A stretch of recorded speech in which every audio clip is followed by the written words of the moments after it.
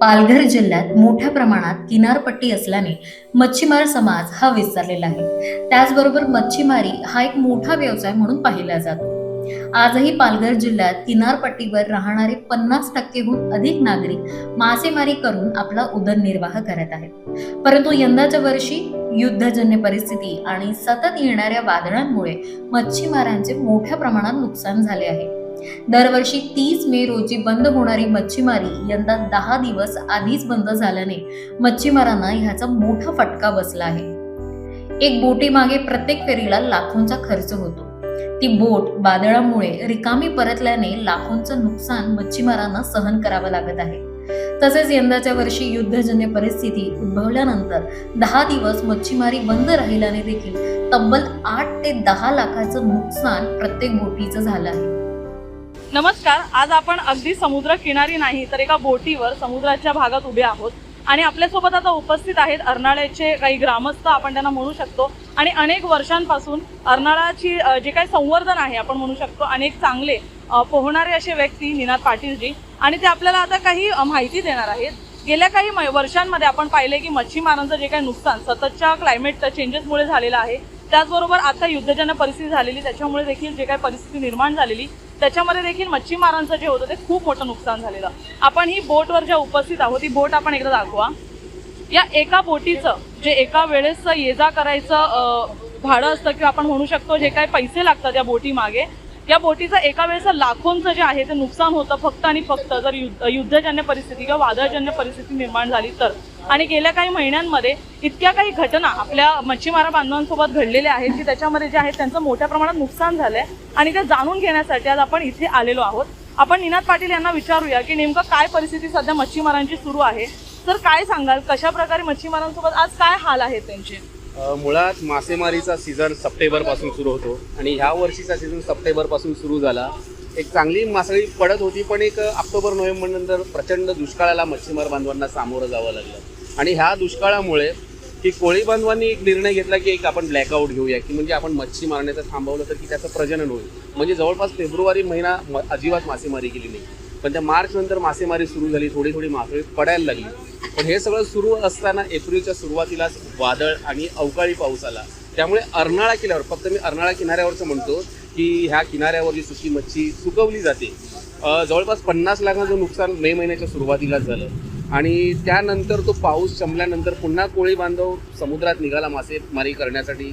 आणि एक आशादायक चित्र निर्माण झालं होतं की आता या 10-15 दिवसाची मासेमारी होईल, त्या आधारावर तो पुढचे 4 महिने म्हणजे जून, जुलै, ऑगस्ट, सप्टेंबर कोळी बांधवाला पूर्ण घरीच बसून खावं लागतं. म्हणजे एक ती आशा निर्माण झाली होती. पण पुन्हा चक्रीवादळ येऊन ठेपलं. म्हणजे आता आपण ज्या बोटीत उभ्या आहोत, जर ही वादळ सदृश परिस्थिती निर्माण झाली नसती तर ही बोट आज मासे पकडायला गेली असती.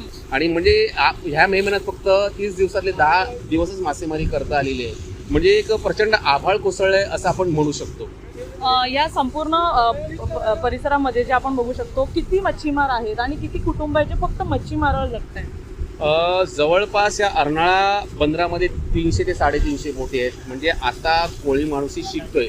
पण एक मी म्हणेन की ह्या अर्नाळ्यातील 70% जो लोकसंख्या आहे ती या मासेमारी व्यवसायावर डिपेंड आहे. म्हणजे आता ही आपण ज्या बोटीत उभे आहेत ती अगदी सप्टेंबर ऑक्टोबरमध्ये पापलेसारखी मोठी मच्छी पकडते आणि त्यानंतर ती मच्छी कमी झाल्यानंतर बोंबील मांदेली ह्या ही छोटी मच्छी पकडतात.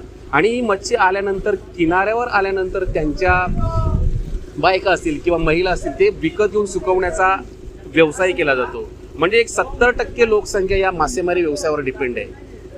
70%. आणि यंदाच्या वर्षी सप्टेंबर पासून जे काही सततचं नुकसान सुरू आहे, युद्धजन्य परिस्थितीमध्ये मच्छीमारांचे काय हाल झाले? आता युद्धजन्य परिस्थितीमुळे भारतीय नौदलाने जाहीर केलं होतं की भारताच्या नौदलाच्या बोटी अगदी गुजरातच्या दिशेने गेल्या आणि त्यांनी काही पॉईंट्स सांगितले होते की ह्या पॉईंट्सकडे की मच्छीमारांनी मासेमारीसाठी जाऊ नयेत. म्हणजे त्या युद्धसदृश परिस्थितीमुळे ही 10 दिवस कोळी बांधवांचे हक्काचे गेलेच. म्हणजे एक्स्ट्रा बर्डन कोळी लोकांवर पडलं. सर, ही बोट जेव्हा जाऊन येते कितीचा खर्च तर या बोटीचा असतो जर नुकसान झालं असतं? साधारण एखादी बोट मासेमारीसाठी जाते तर त्याचे कोल्ड रूम्स म्हणजे त्याच्यामध्ये बर्फ 3 ते 4 टन बर्फ भरला जातो. म्हणजे हा बर्फ किमान 20,000चा असतो. आणि त्यानंतर बोटीला जे इंधन लागतं ते बोटीचं इंधनच येऊन जाऊन 40,000 ते 50,000चं असतं. आणि हे सगळं जाऊन सुद्धा की बोटीला मच्छी येईल याची अजिबात गॅरंटी नसते. म्हणजे काय म्हणतो एक जॅकपॉट सारखं आहे. म्हणजे काय खाया पिया कुछ नाही ग्लास थोडा बाराणा. मी काय म्हणतो तुम्हाला, एक माझ्या मित्राची बोट आहे, म्हणजे अगदी लिटरली परवाच्या दिवशी तो बर्फ भरून निघाला आणि 11 किलोमीटर पर्यंत आत गेला, पण नंतर काही इनपुट्स आले की वादळ येते म्हणून त्याला तो 15-20 हजाराचा बर्फ फेकावा लागला. आणि डिझेल अगदी 20-25 हजाराच्या डिझेलचंही नुकसान झालं. म्हणजे मायनस. आत्ताच्या सर काही वर्षांमध्ये जे क्लायमेट चेंजेस झालेले आहेत त्याच्यामध्ये असं काही झालंय का की अजिबातच मच्छी येत नाहीये किंवा मच्छीमारांचा जीव जाण्याची परिस्थिती आलेली आहे आज? आता वादळामुळे तर अशा परिस्थिती आलेल्या आहेत, पण आता मोठमोठ्या बार्ज असतील, क्रूज असतील, म्हणजे ह्या बोटी जिथे मासेमारी करतात हे त्यांचे रूट्स आहेत, आंतरराष्ट्रीय रूट्स आहेत. अगदी मागच्या महिन्यातच उत्तनमधली एक बोट अक्षरशः तिचे तुकडे झाले, पण त्याचे फोटो व्हिडिओग्राफ असल्यामुळे त्या बोटीकडून त्यांना परतावा मिळाला. पण अशा घटना आमच्या अर्नाळ्याच्या समुद्रात आणि अर्नाळ्याच्या कोळी बांधवाच्या बाबतीतही झालेल्या आहेत. आणि काही लोकांचं म्हणजे एक प्रश्नचिन्ह असतात, अरे सगळे लोक सर्वे करतायत पण आमच्यापर्यंत मदतच पोहोचत नाहीये. अशा भरपूर संकटांना सामोरं जावं लागतं. सर शेवटचा प्रश्न घेईन. पालघरमध्ये आज काय वाटतं की नेमकं मच्छीमारांसाठी अशा काय उपाययोजना सरकारने केल्या पाहिजेत की खरंच त्यांचं आयुष्य बदलेल? म्हणजे मत्स्य प्रजननासाठी शासनाने प्रयत्न केले पाहिजेत. आणि ट्रॉलिंगची जी मच्छी होती आणि पर्सेसिन नेट म्हणजे त्याच्यात एक मदर बोट असते आणि एक स्पीड बोट टाईप एक बोट असते आणि एक संपूर्ण 5 किलोमीटरच्या परिघात जेवढी जाळं पसरवलं जातं आणि त्याच्यामध्ये छोट्या मच्छीपासून मोठ्या मच्छी सगळं जातं. ह्यामुळे मासे म्हणजे पारंपरिक मच्छीमार आहे तो भरती ओहोटीच्या गणितावर मासेमारी करतो. म्हणजे हा खऱ्या अर्थानं प्रजनन वाढीसाठी प्रयत्न करतो असं म्हणावं लागेल, कारण जून आल्यानंतर तो शांत बसतो. पण हे ट्रॉलिंग आणि पर्सेसिन नेटमुळे म्हणजे कोळी लोकांवर बेकारीची कुऱ्हाड उभी राहिलेली आहे. त्यासाठी सरकारने प्रयत्न केलेच पाहिजेत. म्हणजे कायदे कठोर केले पाहिजेत. आता कोळी बांधव जर जून महिन्यापासून थांबणार असेल तर बाकी पर्सेसिन नेट असेल किंवा ट्रॉलिंगची मच्छी शासनाने आदेश काढून ते बंद करायलाच हवी किंवा त्यांना योग्य ती शिक्षा द्यायला हवी, तर माशांचं प्रजनन होईल. वाढवण बंदराचा काही फरक पडेल असं वाटतं तुम्हाला? आता वाढवण जे बंदर आहे तिकडे म्हणजे सगळी जैविक आणि तिकडे मँग्रोव्ज असतील किंवा तिथला जो एरिया आहे, भौगोलिक एरिया आहे, तिकडे माशांचं प्रजनन होतं. म्हणजे वाढवण बंदर झाल्यावर नक्कीच त्याचा परिणाम होणार आहे. म्हणजे ते चांगलं की वाईट मी हे सांगू शकणार नाही, पण कोळी लोकांवर फार मोठा फरक पडणार आहे. दादा काय नाव आहे तुमचं? माझं नाव निलेश बेनका. किती वर्षापासून आहात? मी या बोटीमध्ये जवळजवळ मला 22-23 वर्ष व्हायला आली. बोटीमध्ये आम्ही मच्छीमारासाठी जातो, पण यंदाच्या वर्षामध्ये मी गेले 1.5-2 वर्ष झाले हे वादळ वारा असं चालूच आहे. म्हणून म्हणजे कसं धंद्यासाठी यशच नाही येत. ट्रिपला गेलो जेवढी पाहिजे तेवढी ट्रिप होतच नाही. अर्ध्या स्वरूपाची ट्रिप होते बस. किती नुकसान होते? निश्चय म्हणजे एका ट्रिपला जवळजवळ 50,000 ते 60,000 रुपये खर्च करून आम्ही जातो.